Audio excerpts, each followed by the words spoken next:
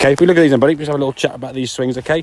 So I think, as we said, having the confidence to make sure you can aim it where you want to start it, knowing that, I mean, you've hit, 30 or 20 or 30 shots that everything's going that way. Some have gone a bit more where you've just used your hands a bit more and you've done something you don't need it to do now, you used to need to do before when that ball was disappearing over there, okay?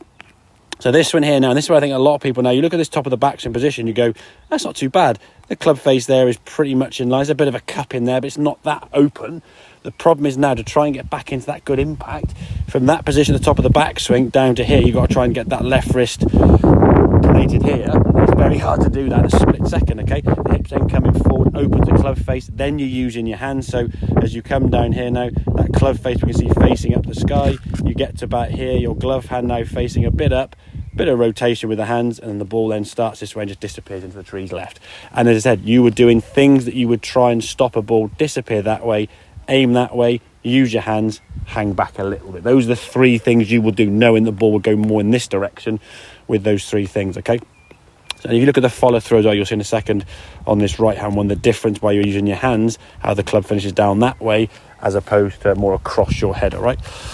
So backswing now on the swing now is going to be good. Taking the club away, it goes back nice and straight. Your lower half is more stable. As we said, with that right ankle, you're not rolling the right ankle so much. If we look at that right ankle compared to that right ankle there, so that one, that one you're just turning into that right foot, not much movement there. This one now, the toes are lifting, just looks a lot more unstable to me there, where you're rolling that foot on the outside, and you can't push off it, which again causes that hip forward, club behind, open, need to use your hands, yeah? So you get the top of the backswing here now.